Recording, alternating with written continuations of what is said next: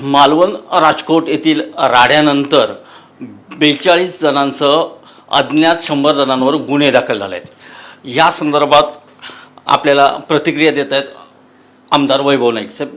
कालचा जो राडा झाला राजकोटवर त्याच्यावर 42 जणांसह अन्य 100 अज्ञात 100 जणांवर गुन्हे दाखल झाले। काय खरं तर कालचा राडा जो गृह खात्याने संगमताने केला होता त्यांना आम्हाला कुठल्या तरी प्रकरणामध्ये अडकवायचंच होतं।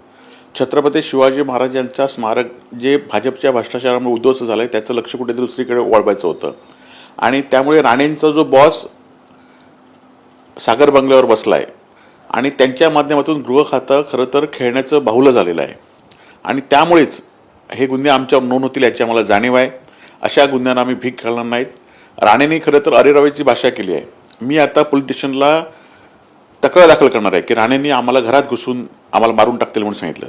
याआधी सुद्धा माझे काका कैलास श्रीधर नाईक यांची सुद्धा अशीच हत्या झाली होती आणि त्यांच्यामध्ये राणे मुख्य आरोपी होते आणि त्या धरूनच या ठिकाणी आम्ही पण पोलीस स्टेशनला कंप्लेंट दाखल करणार आहोत।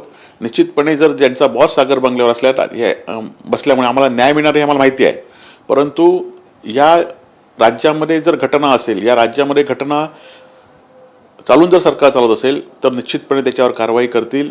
एखाद्या मंत्र्याने आमची पार्श्वभूमी आणि आम्हाला जी धमकी दिली आहे त्या पार्श्वभूमीवर ही कारवाई केली पाहिजे अशी आमची तक्रार असेल। निश्चितपणे या संदर्भात सुद्धा आम्ही न्याय मागू, नाहीतर आम्ही कोर्टाकडे न्याय मागू।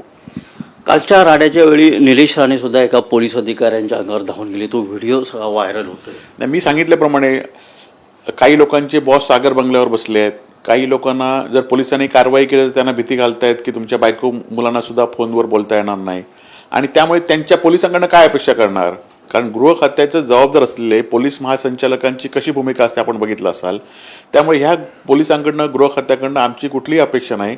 असे जोपर्यंत हे सरकार बदलत नाही तोपर्यंत हे या राज्यामध्ये हे लोकशाहीचं किंवा दडपशाहीचंच राजकारण चालणार, लोकशाहीचं राजकारण चालणार नाही हे जनतेला माहिती आहे। त्यामुळे आता एकच हे आहे की या जनतेने हे सरकार बदललं पाहिजे। ते पुतळ्याच्या अपघातानंतर आता पुन्हा एक विषय जो चर्चेला जातोय तो हेलिपॅडचा। तीन हेलिपॅड त्या वेळेला बांधली गेली, त्याची निविदा काढली होती का? त्या हेलिपॅडवर किती रुपये खर्च झाले यासारख्या आता चर्चांना पुन्हा एकदा ऊत आलेला आहे। खरं तर जवळजवळ पंतप्रधान येतील म्हणून हेलिपॅड बांधणं, परंतु ही परमनंट हेलिपॅडला खर्च आपण मोठं समजतो, परंतु टेम्पररी हेलिपॅडला 2-2 कोटी रुपये खर्च करण्यात आला आणि त्याची आता असतच नाही। ते हेलिपॅड जागे भाड्याने घेऊन त्या ठिकाणी हेलिपॅड बांधली आणि त्यामध्ये कोट्यावधीचा भ्रष्टाचार झालेला आहे। निश्चितपणे सातत्याने आम्ही मागणी करतोय, आमच्याकडे लेखी पत्र आहेत की यामध्ये काय झालं सांगा, परंतु ते करत नाहीत, ही मात्र वस्तुस्थिती आहे। साहेब, पुतळा पडल्यानंतर आता सहभागी असलेल्या अजित पवार गटाचेच आंदोलन सगळीकडे महाराजांच्या याच्यावर मूक आंदोलन सुरू आहेत। काय खरं अजित पवारांनी हे आंदोलन करावं, त्या आंदोलनाला आमचा पाठिंबा शिवप्रेमी आहे, परंतु सत्तेमधनं सुद्धा बाहेर पडण्याचं त्यांनी हे दाखवलं पाहिजे की छत्रपती शिवाजी महाराजांचा स्मारक ज्याप्रमाणे जबरदस्त होतो त्याला सरकार जबाबदार आहे आणि अशा सरकारला महाराष्ट्राची अस्मिता राखणे खरं तर अजित पवारांनी सत्तेवर लाथ मारली पाहिजे। ही अशी नौटंकी करून चालणार नाही, तर सत्तेवर लाथ मारली, सत्तेत राहणार तुम्ही, इकडे सत्तेचा उपभोग घ्यायचा आणि नंतर सत्तेच्या विरोधात आंदोलन करायची लोकांना दाखवण्यासाठी, हे कुठेतरी बदललं पाहिजे। आणि त्यामुळे सत्तेवर जर तुम्ही खरंच शिवप्रेमी असाल तर सत्तेवर लाथ मारा।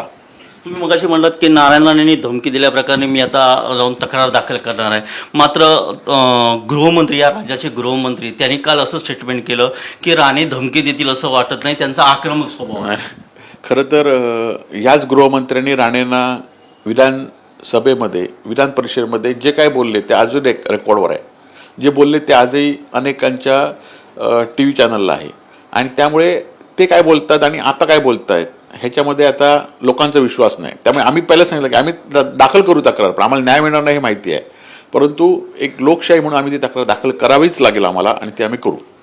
तर शेवटचा प्रश्न, काल रात्री वर्षावर अत्यंत तातडीची बैठक झाली, मुख्यमंत्र्यांनी बैठक बोलवली होती, या सगळ्या पुन्हा एकदा पुतळा भरभक्कमपणे उभा करण्याचं त्यांनी व्यक्त केलेला आहे मनोदय जो आहे तो, आणि नेहमी सार्वजनिक बांधकाम विभाग आणि अतिशय तज्ज्ञ शिल्पकार यांच्या सगळ्यांच्या सहकार्याने हा पुतळा उभारला जाणार आहे। निश्चितपणे याआधी सुद्धा आपण बघितलं असेल रेकॉर्डला, नेवी दिनाच्या आधी सुद्धा ह्या अशा बैठका झाल्या होत्या, त्या बैठकीनंतर सुद्धा एका नवख्या शिल्पकाराला हा पुतळा बांधण्याचं कंत्राट देण्यात आलं. त्यामुळे ह्या बैठका घेऊन तुमच्या मनामध्ये काय खोट आहे, तुमच्या मनामध्ये महाराष्ट्राची अस्मिता कशी आहे, महाराष्ट्राबद्दल प्रेम काय, हे आधी ठरवलं लागेल आणि नंतर अशा बैठका घ्याव्या लागतील. आणि त्यामुळे आता पुतळा करताना मात्र लोकांना विश्वासात घेतलं पाहिजे, शिवप्रेमींना विश्वासात घेतला पाहिजे आणि हा पुतळा पुन्हा उभारला पाहिजे. तुमच्या बैठकांवर लोकांचा आणि आमचा विश्वास राहिला नाही. तर हे होते आमदार वैभव नाईक यांनी असं म्हटलंय की आता ज्या वेळेला नवीन पुतळा उभाराल त्यावेळेला लोकांना विश्वासात घेऊनच तो पुतळा उभारा. कॅमेरामन किशोरसह महेश सावंत, TV9 मराठी, सिंधुदुर्ग.